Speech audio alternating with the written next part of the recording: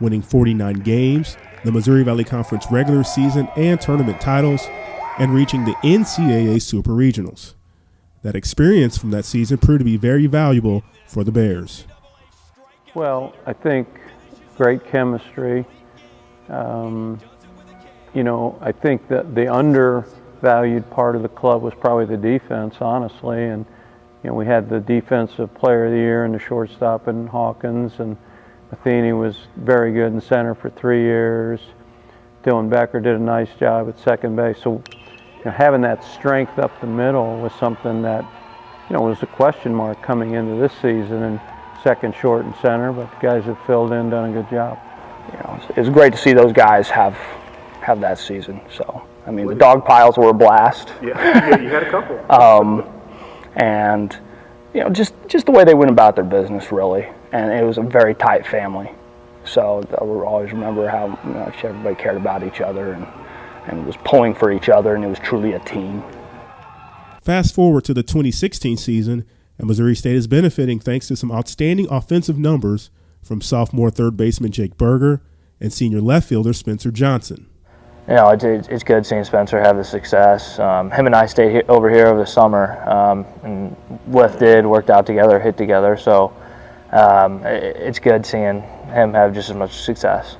But no, I think we feed off each other.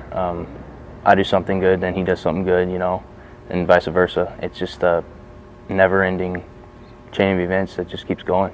Both Berger and Johnson have received national attention for their numbers, ranking in the top 10 in the NCAA in home runs and top 15 in runs batted in. Seeing a guy a couple times through the line it helps everybody. The more you see him, the more prepared you are to hit the ball. His pitches, his tendencies and whatnot. I realize now, certain situations, teams might try and pitch around you, so don't get yourself out. And I'm still struggling with that a little. I still have to work on it, but I've gotten a lot better. And just hammering the mistakes. I kind of took some mistakes last year that I probably could have hit out of the park. What I'm striving to do every day with our guys is having them, buy into what I want and what's going to help them perform with their best ability. Each guy has their own role to play and their own strengths, and when they maximize those things, I think they have a real chance to be very successful. And the nice thing about these two guys is they're about the team, and they want to win.